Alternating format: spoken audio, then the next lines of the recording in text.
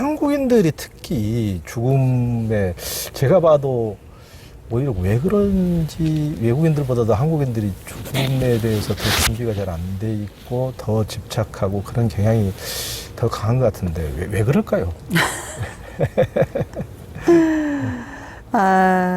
우리 한국 사람들은 그냥 잘 살아야 되고 네. 많은 걸 가져야 하고 악착까지 성공해야 하고 또 열심히 경쟁해가지고 남보다 위에 서야 되고 이런 욕망적인 가래가 좀 다른 나라 사람들보다 좀 더 큰 게 아닌가라는 네. 생각이 듭니다. 그렇죠.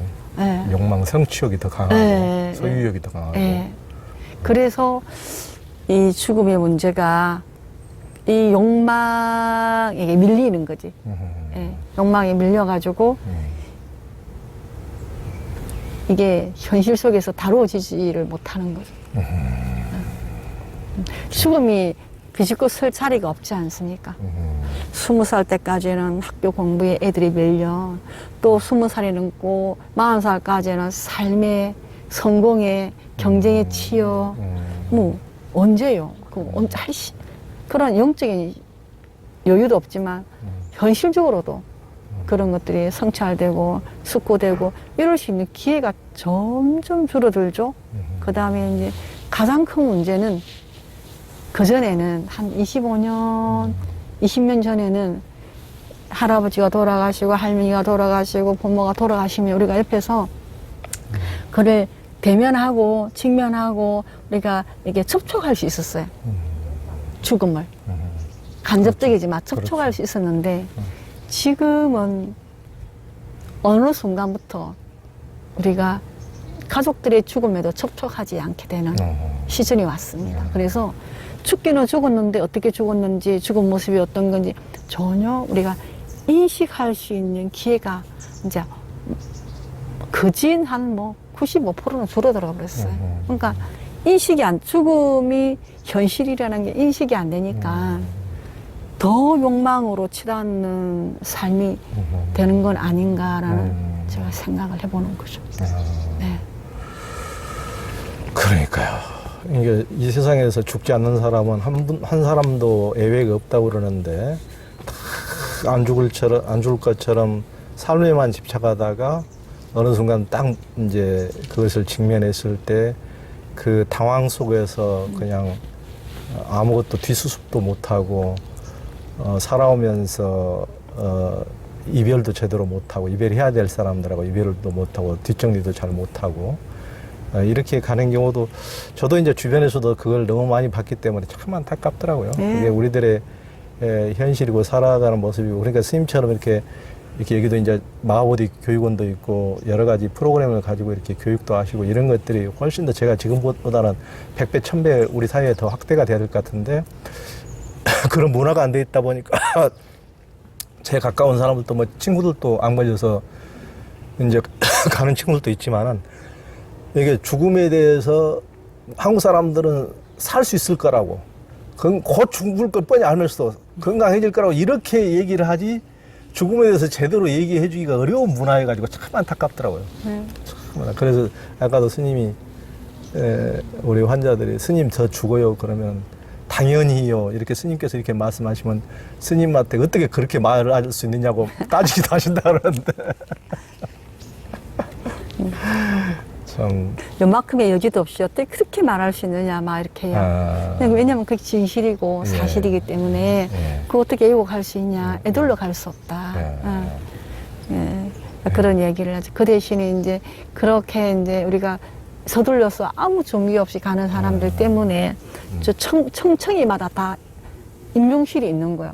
3층에는 3층, 2층, 1층 다 개별적으로 층마다 임종실을 준비해 놓고 자, 1층에는 그냥 일반 환자 누구든지 올 수 있는 일반 병동인 거예요. 그래서 2, 3층이 이제 호스피스인데 어느 층에서 임종을 하든지 간에 그 층에 임종실이 있어서 임종하기 한 2, 3일 전부터 그 가장 좋은 병실에 임종실이 가장 멋지고 아름다운 병실이에요.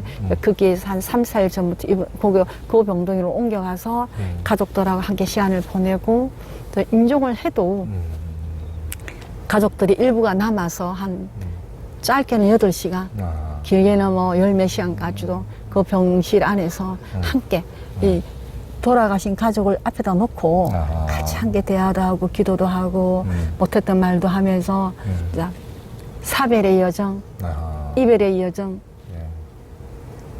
마무리를 정리를 하는 여정을 임종실에서 할 수 있도록 저희가 이제 또 배려를 하는 거예요. 그래서 미처 이제 가족들이 같이 함께 많이 못했던 사람들은 그런 이제 임종기에 들었을 때 그 특별한 병실에서 편안하게 잘 지내면서 그동안에 서로가 이렇게 맺혔던 마음도 풀고 감사의 마음도 전하고 그러면서 이제 우리가 그 자식이 부모의 죽음을 종신하듯이 교대로 돌아가면서 이제 돌봐줄 수 있도록 그런 시스템을 갖춰놨어요. 그래서 웬만하면 임종기가 되면 가족들이 와서 편하게 지낼 수 있는 그런 방이라든가 휴식 공간 이런 것들을 딱 해놨기 때문에 임종기에는 웬만하면 가족들이 다 와서 함께 이제 할 수 있도록 우리가 환경을 조성도 하지만 또 그렇게 이끌어 드리죠.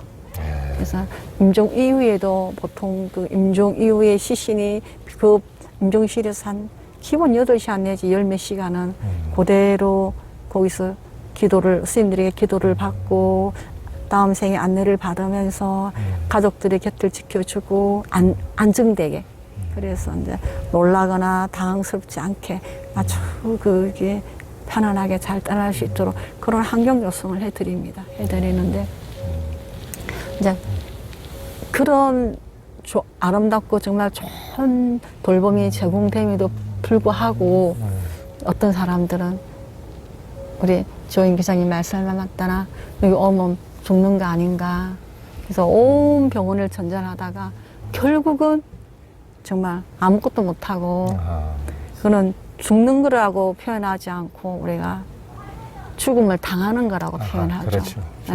죽음에 당하는 거죠. 그냥 죽음에 당하고 죽음에 끌려가는 거죠. 그러니까 이런 사례가 아마 95%는 될 겁니다. 우리나라에서. 그냥 뭐 대학병원이고 뭐 어디고 뭐 어디든지에서 살아보려고 애쓰는 거죠. 끝까지 합니다. 끝까지. 갈 때까지 합니다. 그러니까. 그래서 그러다 보니까 이제 아무것도 준비가 안 되는 거죠. 그 나중에는 뭐 이제 너무 힘들고 아프면은 뭐 그냥 재워버리지 않습니까? 아픔을 느끼지 못하게 하고 뭐 자다가 그냥 죽는 거예요. 그러니까 이렇게 허망하게 우리가 떠나지 말고 이런 좋은 그 완화의료기관 같은 데 와서 천천히 주분처럼 저렇게 앉아서 기도도 하고 사유도 하고 내가 어떻게 할 것인가 저분들 다 미션이 있어요. 내가 죽으면 어디로 가야 되나 내가 죽을 때는 좀 어떻게 죽어야 되지 이런 고민들을 하게 되는 거죠. 서로 시간을 지장보살님 앞에 탁 지금 앉아 계셔서 저런 분들이 다 저런 기도를 하고 계시고 그런 성찰과 기도와 이런 걸 하고 있는 거죠. 그래서 자기 마음 안에서 죽음이 수용되어지고 또 준비되어지면서 우리랑 호흡을 같이 이렇게 하면서 이제 힘을 같이 합치는 거지. 협력하는 거죠, 같이. 그래서 옷을 입는 과정도 이 말은 태어나는 과정도 우리가 많은 도움이 필요하잖아요. 의사도 필요하고 간호사도 필요하고 엄마의 노력도 필요하지만 옷을 벗을 때는 더 많이 필요해. 도움이. 그게 10배는 필요한 것 같아요. 정말 옛날에는 어머니가 혼자 애기도 낳았다 하더만 지금은 혼자 죽을 수 없어요. 많은 사람들의 도움이 있어야 그 죽음이 진정으로 덜 고통스럽고 덜 아프고 절망과 패배가 아니라 희망과 비전이 될 수 있는 거예요. 다시 잘 태어날 수 있다면 그건 멋진 비전이 아닐까요? 그리고 잘 태어나려면 죽기 전에 준비가 잘 돼야 하잖아요. 그러니까 이 사제병원의 역할은 참으로 그 귀한 역할을 하는데 이런 역할을 통해서 저는 많은 사람이 잘 죽어야 다음에 이 지구에 선한 사람들이 많이 태어난다라는 신념을 갖고 있습니다. 그렇죠. 네. 그러니까 지금 이 정토마을 자재병원이 얼마나 귀한 병원인지, 우리가 죽음에 대해서는 전혀 그냥 사람을 어떻게 보면은 거의 그냥 물질로 봐버려 가지고 딱 숨 끊어지면은, 예전에 이제 뭐 티베트 사자에서라든가 이런 개념으로 보면은 사대가 무너지더라도 우리의 물론 의식도 있고 또 청각도 마지막까지 남아 있는다 그러는데, 무조건 뭐 의사가 사망 진단 내려버리면 잠시 후에 그냥 미처 사자도 수습도 안 되고 또 살아있는 유족들도 저 마음을 추스릴 시간도 없이 바로 하얀 천을 덮어가지고 냉동실에 그냥 바로 넣어버리고 이렇게 되는 것인데, 이 정토마을 자재병원에서는 그 가장 좋은 임종실에서 8시간 내지 10시간 정도 충분히 냉동실에 넣기 전에 이렇게 머무르면서 같이 이제 사자에게 연물도 해주고, 또 이별에 대해서 좋은 곳에 태어나도록 이제 축원도 해주고, 또 유족들도 그 마음의 준비를 하고 추스리고, 얼마나 굉장히 필요한 과정인데, 우리가 이것을 죽은 사람을 그냥 고깃덩어리로 봐버리면 그냥 빨리 냉동실에 그냥 빨리 안 썩게 넣어버리는 이런 데만 급급하다 보니까 너무 이게 인간으로서 존엄성 자체가 이게 없는. 존엄성 파멸은 파멸. 존엄성 파멸. 그러니까 이 정토마을 이 자재병원 같은 데가 얼마나 필요한데 이런 것이 제대로 알려지지 않고, 그러니까 소수만이 그걸 알다 보니까 이제 대학병원 같은 데서도 그 대학병원 의사 선생님들은 소수 아니까 이제 고향이 경상도 쪽이면 마지막은 정토마을 자재병원을 가라고 권유를 많이 해주신다고 그러는데, 아는 사람만 아는 거죠. 그런 과정이 얼마나 소중하고 필요하다는 것. 당장 내가 뭐 죽는다 하더라도 내가 죽자마자 냉동실에 들어가고 싶은 사람 누가 아무도 없을 거야. 그래도 뭐 지금은 보통 우리 한 5분 정도 임종 이후 그 사망 선고 이후 5분만 지나면 바로 이제 우리가 장례식장에 영안실에 냉동실에 들어가야 우리 몸이 예, 길면 10분이고 짧으면 5분입니다. 그래서 그 이후로는 분리되는 거죠. 모든 사람과 분리되어서 냉동실에 있다가 또 뭐 입간도 또 타인이 다 하니까 다 끝내서 또 화장터 가서 그냥 화장하고, 그러니까 그 다음부터는 교류가 없는 거예요. 그렇죠. 예, 다 끊어 다 완전히 단절돼 버리는 거죠. 그러다 보니까 우리가 죽음을 살아있는 사람이 직면하고 간접 경험을 할 수 있는 그런 환경이 싹 없어진 거예요. 그러니까요. 이게 어떻게 죽어야 하는지에 대한 숙고는 고사하고 죽음이라는 게 있는지 없는지조차도 인식이 안 되는 현실이 되어버린 거예요. 그러니까 스님 말씀이 굉장히 중요하신 말씀이, 그러니까 이제 저는 이제 사자에 대한 케어를 말씀했지만 스님처럼 이렇게 방금 죽어가는 그 과정도 가장 리얼한 우리 삶의 연습 과정이고, 근데 그게 뭐 죽는 모습 자체를 분리돼 가지고 뭐 의료진이 둘러싼 가운데 그냥 빨리 숨 떨어지면 이제 빨리 냉동실에 옮겨버리니까 그 과정 자체를 자식이나 손주들도 못 보니까 죽음은 엄연히 현실에 존재하는데 전혀 없는 것처럼 이렇게 자기 삶에서 없다 보니까 마지막에 닥치면 너무 당혹스럽기만 하고. 저기서 조사를 맞고. 아, 그러네요. 저기서 기도를 하고. 네, 기도 앞에서 딱 지장몰사님 앞에서 저런 식으로 딱 하시네요. 진짜 너무나 참 정토마을 같은 데만 이렇게 좋은 공기에서 또 기도하시면서 또 직접 우리집이 나와서 또 주사도 이렇게 놔주시고 참 정토마을에서만 볼 수 있는 모습이네요. 그 스님은 언젠가 이제 말기 침샘암으로 내일을 기약하지 못하는 환자에게 이제 막 죽음을 받아들이라고 했다고 그래서 그분이 이제 굉장히 서운해 했다고 그랬는데, 이제 스님께서 이렇게 이제 죽음을 받아들이라 이렇게 하시는 이유는 왜 그렇게? 이제 내가 이제 정말 죽는 거구나.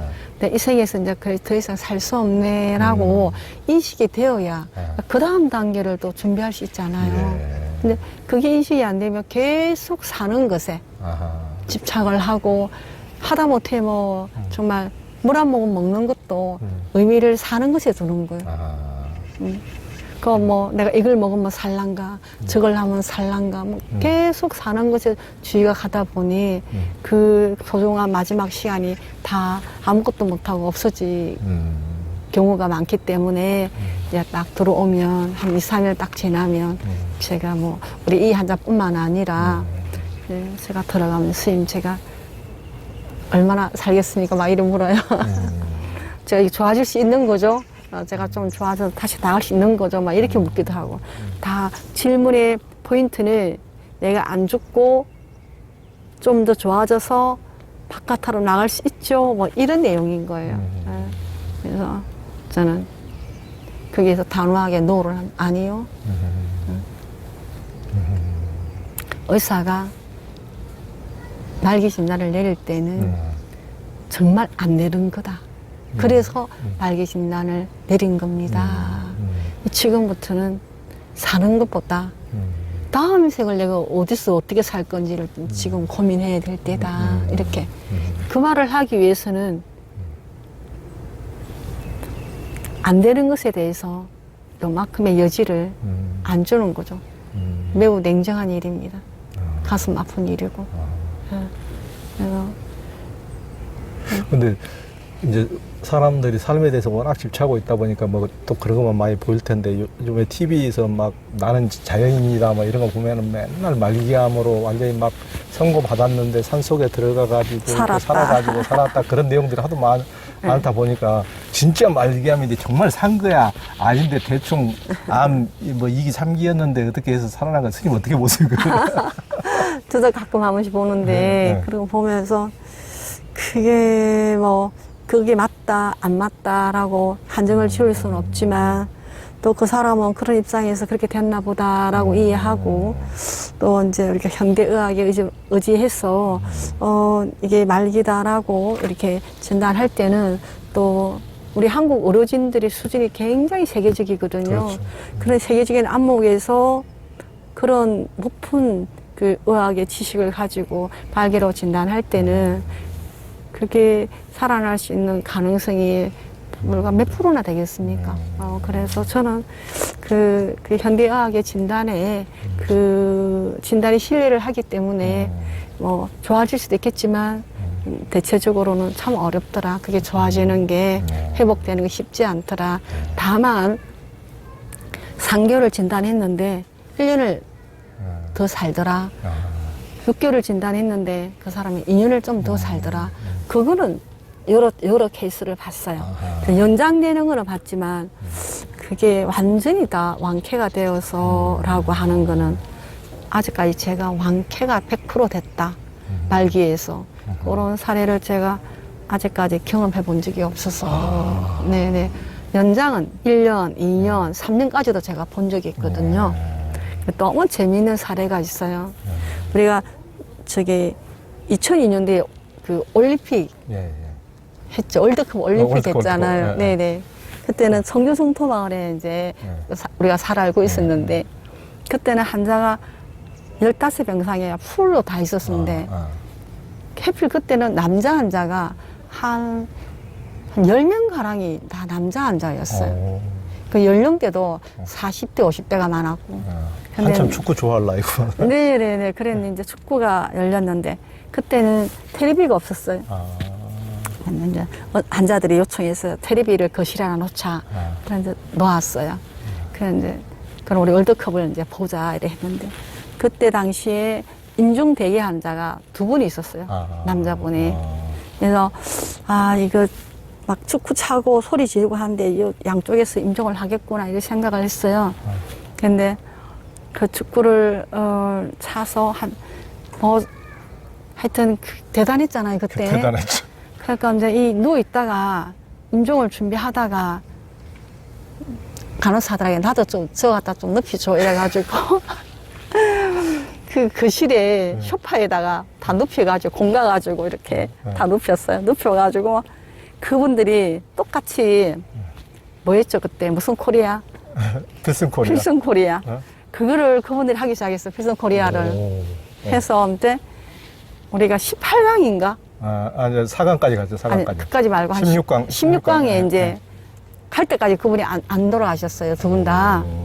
그래가지고 축구 찰 때마다 막 내기를 하고 환자들이 그 이겨야 된다는 그 열정과 우리의 그 아주 본질적인 경쟁심 있잖아요. 특히 일본을 이겨야 된다, 막 이런 마음 때문에 못 죽는 거예요. 그래서 월드컵 하는 내내 살았어요, 그분들이. 예, 살다가 한 분은 깨어나셔가 두 분 다 깨어났는데 한 분은 6개월 정도 더 살았고 한 분은 14개월을 더 살았어요. 이야. 네. 참 월드컵이 몰핀보다 더 강하네. 네. 임종을 준비하시다가 월드컵 나와서 이제 그거 응원하시다가 참. 필승 코리아 하시다가 깨어나셔서 6개월, 14개월 오늘 더 살고 와. 정말 멋지게 이렇게 가셨는데 그 정말 그게 뭐 동기가 있다라는 게 좀 대단한 거라는 생각을 했어요. 동기가 그래서 참. 어찌 보면 그런 걸 보면은 또 그렇게 좋아져서 나가서 항암을 하고 또 어떻게 자연 치유를 하다 보면 혹시 완쾌도 될 수 있는 케이스가 있기도 하겠다라고 유추를 해볼 수 있겠더라고요. 그게. 근데 이제 그분들이 한 14개월, 6개월 이렇게 살다 가셨는데 정말 월드컵 할 때 환자들과 함께 재밌고 신나고 뭐 내가 암이 걸렸다, 뭐 안 걸렸다 이런 개념도 없는 거예요. 그러니까 그냥 다 잊어버리지. 너무 흥분돼가지고. 네, 다 잊어버리고 오로지 그 빨간 티를 하나 사 입고 다들 붉은 악마 돼야지. 네. 그랬던 그 기억을 되살려 보면 아 그랬을 때 만약에 그때 그분이 14개월 살았던 분이 가족들이 다 있었더라면 데리고 나가서 항암을 한 번 더 했더라면 또 자연 치유를 했더라면 어땠을까라는 아쉬움이 좀 있긴 했어요. 네. 근데 그게 뭐 우리가 나 100% 완벽하게 내가 살아났다라고 그런 케이스가 있겠지만 제가 아직 잘 만나보지 못해서 뭐라고 얘기를 못 하겠네요. 여튼 놀랍네요. 그 네네. 월드컵 4강 갔을 때 그렇게 기쁘게 응원하고 뭔가에 어떤 동기부여를 하고 하면은 진짜 엔돌핀이 확 돌았으니까 오늘날 하시던 분들이 그렇게 막 14개월 이렇게 사셨겠죠. 네네네네. 참 대단한 일입니다. 그래서 아 이게 그 격격한 엔돌핀이 나오도록 하는 어떤 흥분되는 어떤 사건들이 있게 되면 아 이 암세포도 지는구나 그게 이런 생각을 했어요. 네. 참